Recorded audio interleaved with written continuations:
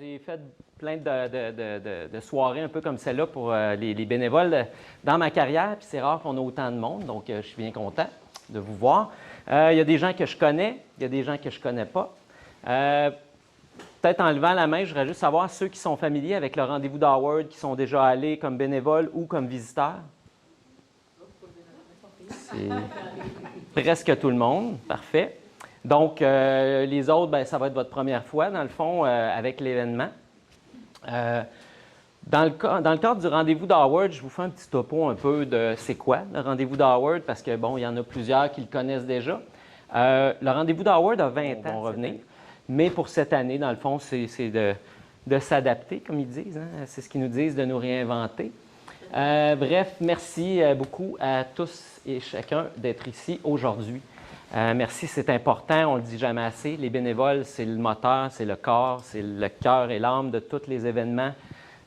Et c'est important pour le rendez-vous d'Howard que vous le sachiez, que vous soyez content d'être ici, que vous ayez l'envie de revenir l'année prochaine parce qu'on est en opération séduction avec la Ville de Sherbrooke, avec la province de Québec, mais surtout avec les bénévoles et les gens qui vont venir voir l'événement cette année parce qu'on s'est réinventé beaucoup.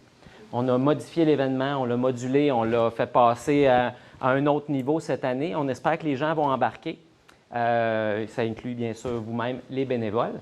Et vous êtes les ambassadeurs par excellence pour partager l'information, dire aux gens que le rendez-vous d'Howard a lieu, premièrement, cette année, parce que, comme vous le savez, il y a beaucoup d'événements qui n'ont pas eu lieu. On sera un événement à 100% présentiel, ce qui nous différencie de la plupart des autres événements qui ont eu lieu dans la dernière année et demie, presque 2 ans. Donc, on nage un petit peu en terrain inconnu. Il y a beaucoup de paramètres qui sont changés à cause de la COVID, du passeport vaccinal et tout ça. On va en parler un petit peu tantôt, mais à la fin, vous allez avoir une période de questions, une période où vous allez aussi pouvoir rencontrer certains membres de l'équipe du conseil d'administration, comité organisateur. Certains chefs d'équipe aussi sont là. Et très important, je le dis maintenant, je vais le redire à la fin, ou sinon Denise va me lancer quelque chose par la tête pour que j'y pense. À la fin, c'est très important de retourner voir Denise et Diane pour leur dire quelle préférence au niveau du département où vous aimeriez être placé, vous aimeriez travailler avec nous, de lui donner vos coordonnées et votre horaire, votre disponibilité pour l'événement. Donc, par la suite, on va s'arranger, si ce n'est pas le cas ce soir et que vous ne pouvez pas rencontrer votre chef d'équipe, on va s'arranger pour que vous puissiez entrer en contact avec lui ou elle pour vraiment connaître plus votre département dans le rendez-vous d'Howard pour savoir exactement au sein de cette équipe réduite-là comment vous allez fonctionner, comment vous allez vous partager l'horaire et tout ça. Donc, si ça vous va, je vais commencer. Donc, l'édition 2021 en chiffres. Je vous disais que c'est une édition un petit peu différente. Cette année, on a 25 spectacles, mine de rien, c'est quand même beaucoup. On a 3 scènes différentes, une seule billetterie, un seul restaurant, 3 bars, 5 zones, 8 chefs d'équipe, un comité organisateur, un conseil d'administration et un directeur général qui est moi. Je crois que j'ai même oublié de me présenter. Ouais. Désolé. Mon nom à moi, c'est Francis Demers. Je suis le nouveau directeur général du rendez-vous d'Howard. Je suis en poste depuis 2020, mais je n'ai pas vécu l'événement vu que l'année passée, c'était une édition un petit peu hybride qu'on a présentée. Donc, je vais le découvrir beaucoup avec vous autres cette année, mais en même temps, ça fait ça fait 1 an et demi que je l'étudie beaucoup et que je passe beaucoup de temps dessus. Fait que je suis probablement la personne qui peut répondre au plus de questions ou en tout cas faire les liens avec les bonnes personnes pour faire en sorte que vous ayez toute l'information dont vous ayez besoin. Et c'est pour ça que je me suis mis en dernier parce que si vous n'arrivez pas, par exemple, à rejoindre votre chef d'équipe, si vous avez des problèmes avec la hiérarchie normale ou des choses qui ne fonctionnent pas, je suis toujours là en cas de besoin là, pour répondre à vos questions. Donc, pour ceux qui sont familiers avec l'événement, avec le site, dans le fond, vous avez la rue Ontario qui est ici, la rue Vimy en haut, et la rue Portland, le boulevard de Portland qui est au bout là-bas. Vous reconnaîtrez le lac, dans le fond, qui est à cette extrémité ici. Normalement, comme je vous disais, la totalité du site est utilisée. Cette année, on s'est concentré sur la partie qui est plus dirigée vers le boulevard de Portland. Donc, les scènes... Ça marche-tu? Oui, ça marche. Donc, comme je vous disais, là, on se concentre vraiment sur cette partie ici. Toute la partie ici ne sera pas utilisée, mis à part les stationnements qui sont ici, qui vont être utilisés pour les visiteurs surtout, mais pour vous et par vous également. Et je vous mentionne tout de suite, je ne sais pas si parmi vous, il y a des gens qui vont être à la sécurité, au stationnement, ces choses-là. Le plan, c'est de vous garder un espace dans le stationnement ici, le stationnement qui est le plus près là, de la place des bénévoles, donc pour que vous puissiez avoir accès facilement à la place des bénévoles. Demande du ministère de la Santé. Évidemment, cette année, tout est un petit peu différent. Tout le monde entre par la rue Ontario ici et tout le monde ressort par la rue Vimy. Donc, il y aura pas, tout le monde va aller toujours dans le même sens. Ça va être plus facile pour la circulation aussi, mais c'est juste à titre indicateur pour que vous le sachiez là, quand vous allez être sur le site. Je vous parlais plus tôt de 5 zones. Cette année, il y a effectivement 5 zones. Il y a la zone qui est ici, le pavillon 1. Il y a le pavillon 2. On a ici, entre les deux, ce qu'on appelle la cour du sénateur. On a en bas ici, coin Ontario et de Portland, le grand chapiteau qui est dans la lande des versants, la lande du versant. Et la grosse nouveauté de cette année, c'est la grande scène qui va être située ici, tout près des serres municipales. Donc, tout le reste du site est accessible au grand public, à pied évidemment. Là, ici, c'est barré, ici, là, là et ici. Donc, les gens vont pouvoir quand même venir se stationner, soit sur les rues Ontario, Vimy ou dans les stationnements, et ont accès au site pour marcher, pour aller visiter, profiter des grands jardins, voir les mosaïcultures. Toutes ces choses-là vont être accessibles au public. Par contre, dans les 5 zones que je vous ai mentionnées, il faudra avoir des billets. Les gens devront avoir leurs billets qu'ils auront pris sur Internet et ils devront avoir également le passeport vaccinal. Ça va être exigé cette année.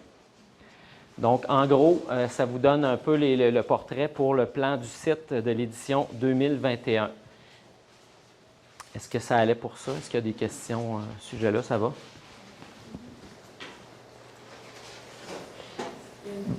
Pour les billets, il faut que ça soit acheté en ligne. Il n'y aura pas de vente de billets sur place? Non, c'est ça. Il n'y aura pas de vente de billets sur place. Par contre, on va avoir des gens qui vont pouvoir vous aider ou aider les gens qui voudraient se procurer des billets à le faire sur place. Donc, c'est ça, exactement. T'sais, si vous arrivez sur place, vous prenez votre petite marche puis vous dites « Hey, j'aimerais ça aller voir le spectacle de Florence K », pas de problème. Si vous n'avez pas votre billet, vous allez sur la billetterie, sur Internet, sur le site Internet du Rendez-vous d'Howard. Si vous n'avez pas Internet ou pas votre téléphone ou quelque chose comme ça, à ce moment-là, vous pouvez aller voir les gens à l'entrée des zones. Eux vont pouvoir vous aider là, à vous procurer vos billets sur la billetterie et vous accompagner là-dedans pour que vous puissiez le faire. Et il va y avoir des gens comme ça qui vont faire ça à chacune des entrées de zones différentes pour que les gens puissent se familiariser aussi tranquillement avec cette transition-là. C'est une autre transition. Plus ça va, moins il va y avoir de billets physiques, plus ça va être des billetteries virtuelles en ligne. Donc, on s'en va vraiment vers cette direction-là pour les années prochaines.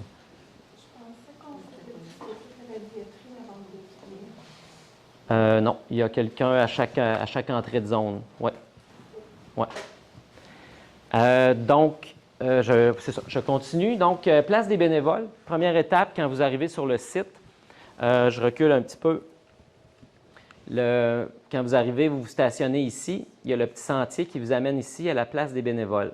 Pour ceux qui sont plus ou moins familiers, ici, on a une cour asphaltée entre les bâtiments. Il y a un escalier qui descend ici. Vous arrivez directement à la place des bénévoles. Quand vous allez arriver sur place, Dans le fond, on va vous accueillir, on va vous donner tous les outils, les éléments, les informations dont vous avez besoin pour votre tâche.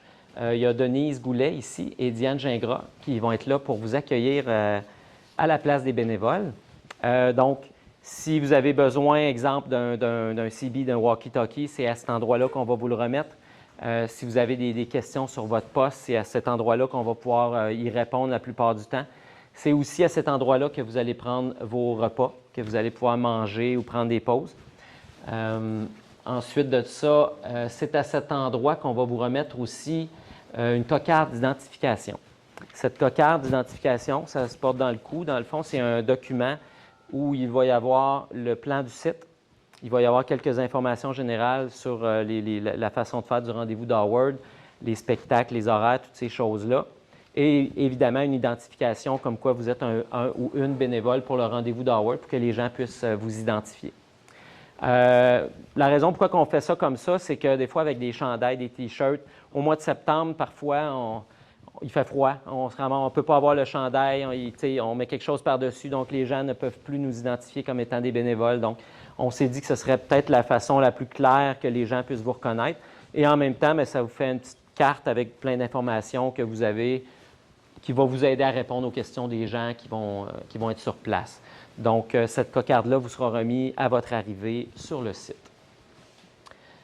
C'est bon. Fait que vos pauses, les dîners, tout ça, il va y avoir des tables qui vont être là. Vous allez avoir café. Je vous mentionne tout de suite, pour les repas, dans le fond, c'est Festin Royal qui nous fournit les repas cette année. Il va y avoir 5 choix de repas. Là-dessus, il y a des choix végétariens aussi pour ceux qui seraient végétariens. Donc, ces repas-là vont être servis quand vous allez être remplacé, chacun de vos postes. Il y a une équipe volante qui va venir vous voir pour vous remplacer. Vous allez pouvoir vous présenter à la place des bénévoles et c'est à cet endroit-là qu'on va vous remettre votre repas. Donc, ça devrait fonctionner très bien. On est très content d'avoir plusieurs options de repas là-dessus à vous offrir. Code vestimentaire et accessoires. Ça, c'est la partie souvent où vous êtes des bénévoles, vous en faites beaucoup, vous dites, ben oui, on le sait. C'est pas notre premier rodéo, on le sait, puis c'est pas nouveau, puis tout ça, mais je trouve ça important de le mentionner quand même parce que c'est des petites choses des fois qu'on oublie. J'en ai vu des gens arriver avec en sandales pour une longue journée, qui n'avaient pas de chapeau, qui ont pogné des insolations, qui ont eu chaud. C'est toutes des petites choses importantes. Si c'est important d'avoir des espadrilles, des chaussures confortables, d'y penser le matin en prévision d'une longue journée.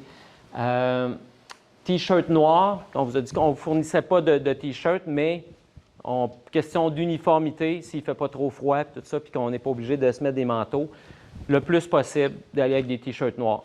C'est pas une obligation, c'est une suggestion. Noir ou foncé? Noir ou foncé, là, oui, exactement.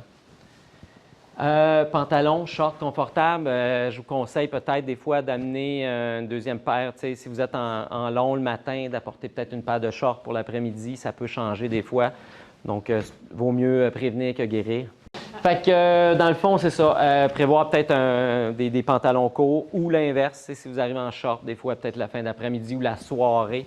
On arrive, il fait beau soleil à 2 h d'après-midi, mais si vous êtes jusqu'à 9 h le soir, des fois, c'est bien de prévoir une petite laine puis d'amener ça. Évidemment, vous allez pouvoir laisser ça à la place des bénévoles. Il va toujours avoir quelqu'un là-bas donc pour surveiller les affaires de tout le monde. Donc, aucun problème de ce côté-là. Oui, imperméable, parapluie, toutes ces crèmes solaires. C'est de vous dire qu'on part en camping pour une journée. Là. Non, bien, j'ai déjà vu, moi. Des fois, là, ça change tellement vite au mois de septembre. Là, c'est une température un peu spéciale. Donc, c'est juste de le prévoir, évidemment, dans la mesure du possible.